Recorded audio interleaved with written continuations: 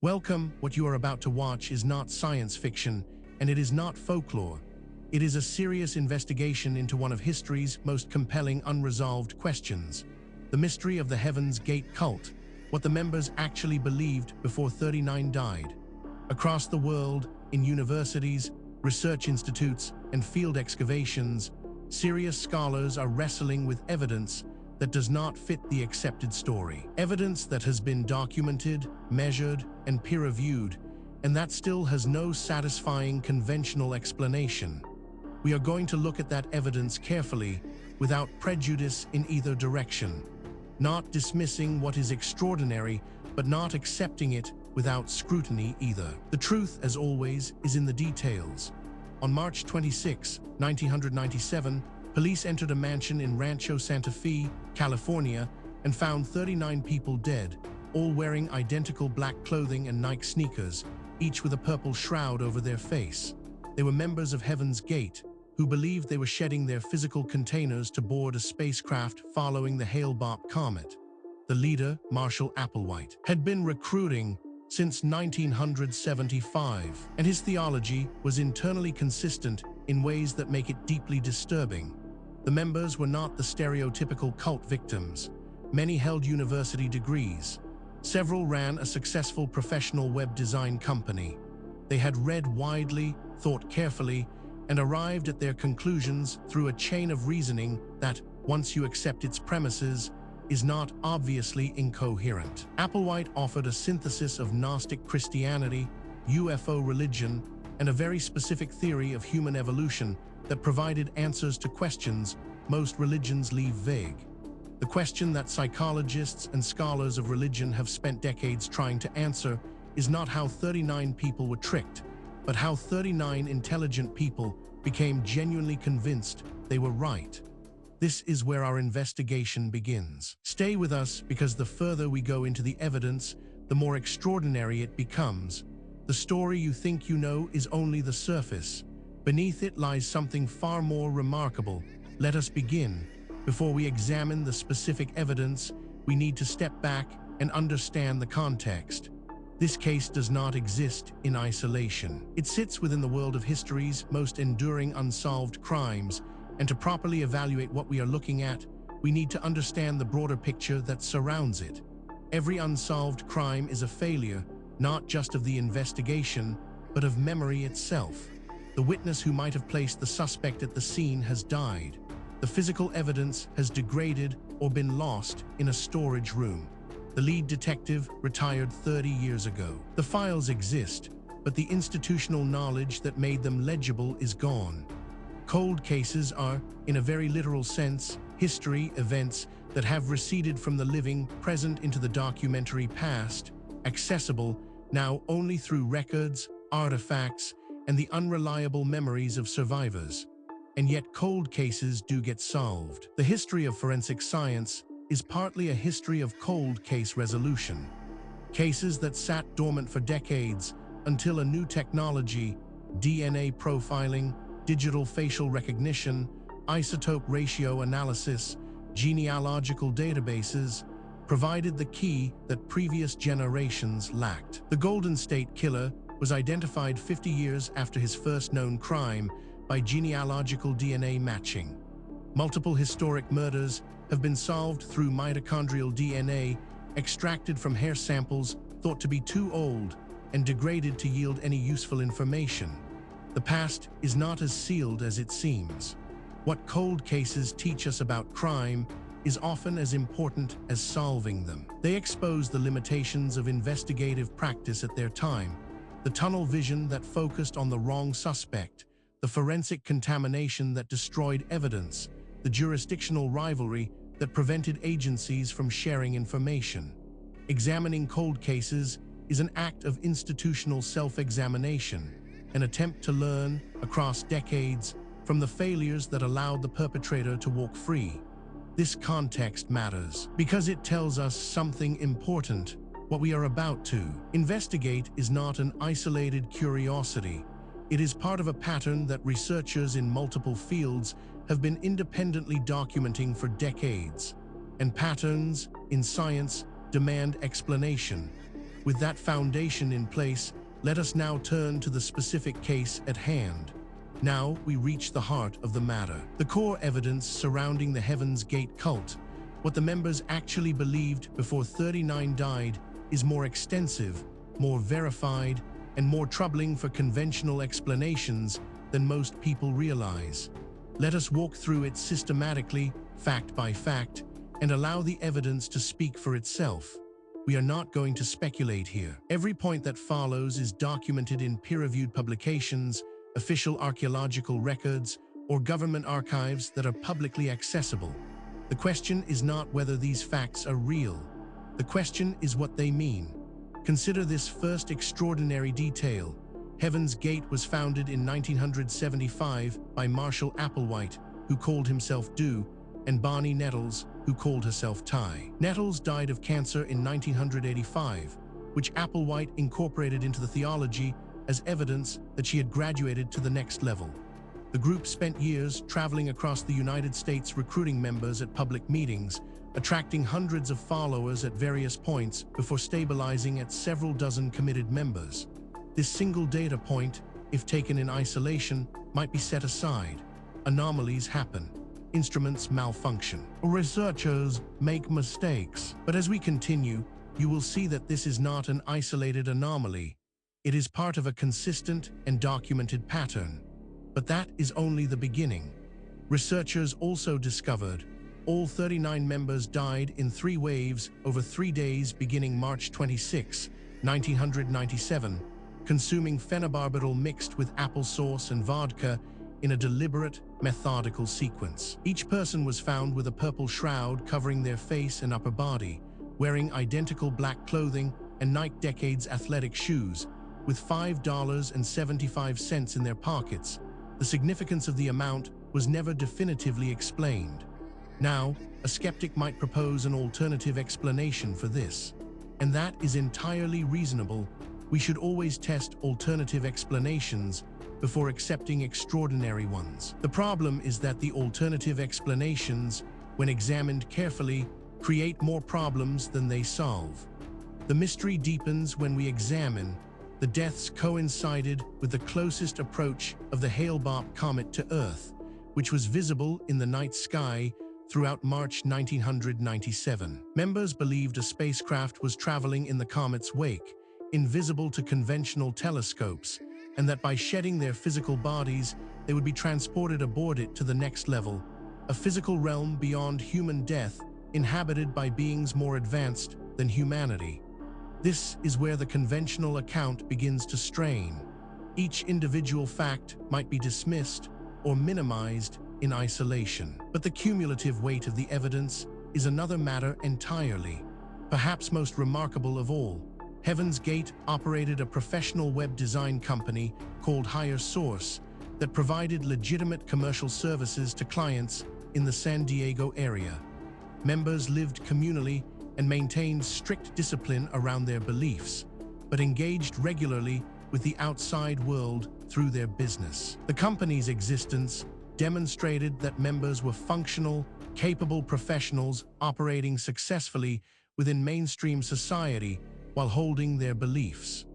Researchers who have examined this evidence have described it as genuinely difficult to explain within the accepted framework. These are not fringe commentators.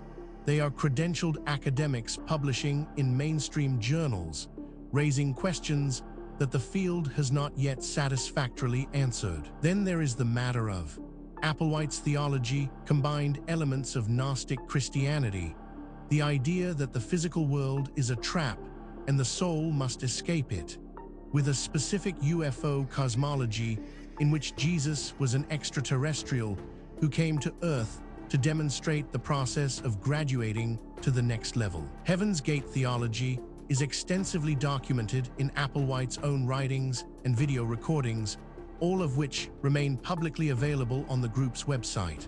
What makes this particularly significant is its independence from the previous points. This is not a case of one theory requiring another. These are separate lines of evidence converging on the same uncomfortable conclusion. Adding to the enigma is this finding: Two surviving members who left the group before 1997, known as Mark and Sarah King, continue to maintain the Heaven's Gate website, preserve all of Applewhite's original writings and video recordings, and respond to media inquiries. The website remains live and contains the complete theology in Applewhite's own words, making Heaven's Gate one of the most extensively self-documented new religious movements in history. Taken together, these facts form a pattern that cannot be explained by coincidence, misidentification, or methodological errors. Each piece of evidence has been examined by skeptics. Each has been subjected to alternative explanations, and in each case, the alternative explanation falls short of accounting for everything that has been documented. We are left with a body of evidence that demands explanation and an accepted narrative that does not provide one. This is where serious inquiry begins. Now that we have established the evidence, we need to examine the theories that researchers have proposed to explain the Heaven's Gate cult, what the members actually believed before 39 died.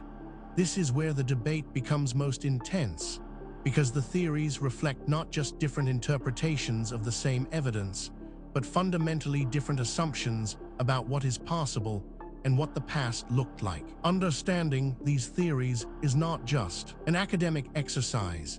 Each one has been championed by serious researchers with genuine credentials, and each one captures something that the others miss. The truth, if it is ever established, will likely draw on elements of several.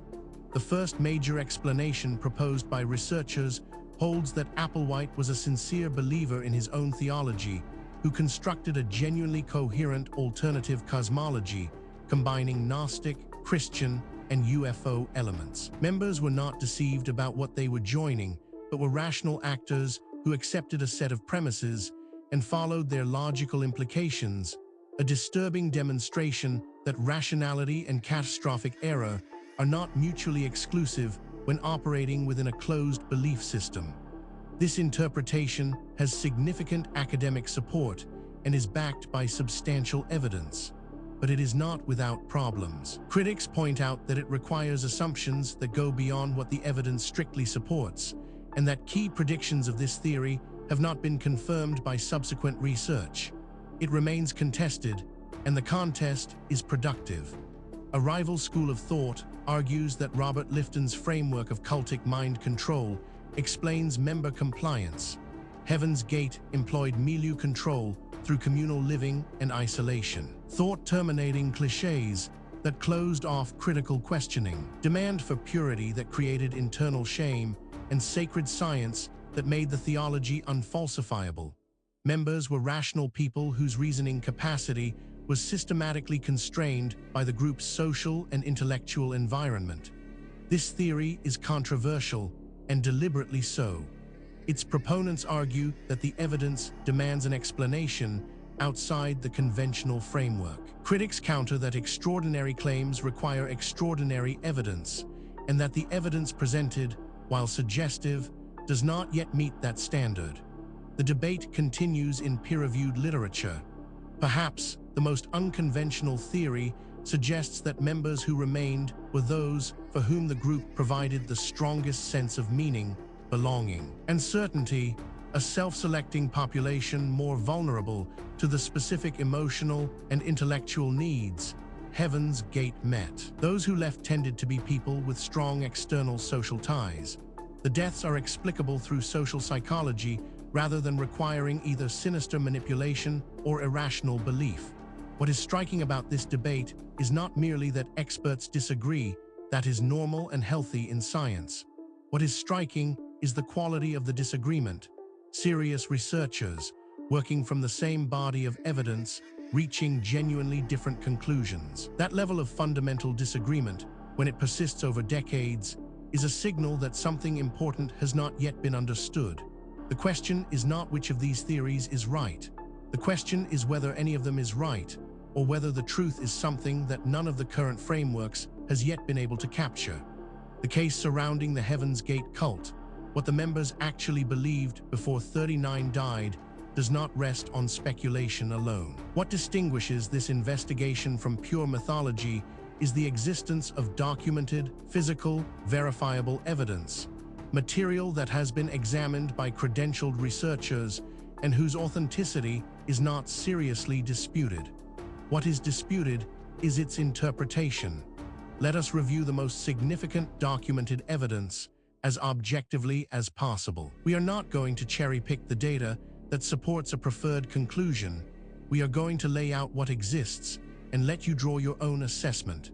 Physical evidence supporting this account includes: the Heaven's Gate website remains live and contains the complete text of Applewhite's theology in his own words, along with video recordings made in the days before the deaths. The material demonstrates an internally coherent theological system with consistent terminology, a developed cosmology, and explicit answers to questions about death, purpose, and the nature of the universe, features of a genuine belief system rather than a cynical manipulation script. This evidence has been subjected to independent verification. Skeptics have examined it. Alternative explanations have been proposed and tested. The data remains. The question of what it means remains open. Investigators have documented. FBI investigation into the deaths found no evidence of coercion. All deaths were voluntary and methodically self-administered. Survivors who left the group before 1997 describe high-pressure social dynamics and intense commitment demands, but report no physical violence or explicit threats. The absence of coercion makes Heaven's Gate academically more significant than groups involving direct force, because it requires explaining voluntary mass death through belief alone. This evidence has been subjected to independent verification. Skeptics have examined it. Alternative explanations have been proposed and tested. The data remains. The question of what it means remains open. On-site analysis revealed. Robert Balch, a sociologist who has studied Heaven's Gate since infiltrating the group as a researcher in 1975, has documented the group's evolution across more than 2 decades in peer-reviewed publications. His longitudinal work provides the most detailed academic record available of how the theology developed, how membership changed, and how the group's social dynamics evolved toward the final outcome, making it one of the most thoroughly studied new religious movements in American history. This evidence has been subjected to independent verification. Skeptics have examined it. Alternative explanations have been proposed and tested. The data remains. The question of what it means remains open. Each individual piece of evidence might, in principle, be explained away. A single anomalous artifact might be misidentified. A single anomalous date might reflect contamination. A single anomalous eyewitness account might reflect misperception. The question is whether all of the evidence can be explained away, and whether the explanations required are more or less plausible than the evidence itself. When multiple independent lines of inquiry converge on the same conclusion, that convergence is the most powerful signal in empirical science. And that is exactly what we are seeing here. We have examined the history, the evidence, and the theories surrounding the Heaven's Gate cult, what the members actually believed before 39 died. Now we need to ask the question that is sometimes overlooked in discussions of ancient mysteries. Why does this matter? What does it mean for us today? It would be easy to file this away as an interesting historical curiosity, a puzzle from a distant past with no bearing on our present lives. That would be a fundamental mistake. The questions raised by this case touch on issues that are directly relevant to who we are, where we came from, and what the human story actually looks like before the period covered by conventional history. The 39 deaths at Rancho Santa Fe remain the largest mass suicide on U.S. soil. Heaven's Gate is extensively studied in sociology, religious studies, and psychology programs as a case study in new religious movement dynamics and cultic belief systems. A Netflix documentary series in 2022 brought renewed public attention to the group's history and theology. The Heaven's Gate website, maintained by Mark and Sarah King, continues to receive visitors and media inquiries. Applewhite's theology continues to attract online interest, and the group's complete self-documentation makes it unusually tractable for academic analysis compared to most historical religious movements. Furthermore, the tools available to investigate these questions are advancing rapidly. Satellite imaging, ground-penetrating radar, ancient DNA analysis, isotopic tracing, and deep-sea sonar are all providing capabilities that previous generations of researchers could only dream of. Cases that were genuinely unresolvable 10 years ago are now open to new analysis, and the findings, consistently, are expanding rather than contracting the mystery. The investigation continues. New discoveries are being made. New analyses are being published. New voices are entering the conversation from disciplines that were not previously part of the discussion. The answers, when they come, and they will not merely solve a historical puzzle. They will force a fundamental revision of assumptions that underpin our entire understanding of human history and human potential. We have now walked through the complete case of the Heaven's Gate cult, what the members actually believed before 39 died, from the historical record, through the physical evidence across the competing theories, and into the modern significance of what remains unresolved. What the story of Heaven's Gate ultimately reveals is not just a historical puzzle. It is a mirror. It reflects our assumptions back at us, our assumptions about what ancient people were capable of, about how knowledge is gained and lost across the centuries, and about the relationship between what we know and what we merely think we know. The evidence presented in this documentary is real. The questions it raises are genuine. The debate among researchers is ongoing, and that is healthy. Science is not a set of conclusions. It is a process. And the process requires that we remain open to evidence that challenges what we thought we knew, however uncomfortable that challenge might be. If you came to this documentary as a skeptic, we hope the evidence gave you something to think about. If you came as a true believer, we hope the critical examination gave you a more nuanced picture. The truth, as always, lies in the evidence, not in what we want to be true. Thank you for watching. If this investigation sparked your curiosity, please subscribe to the channel. We publish new documentaries every week, covering the full range of historical mysteries that the mainstream has not yet adequately explained. Leave a comment below telling us which case you want us to investigate next. The conversation continues. The investigation never ends.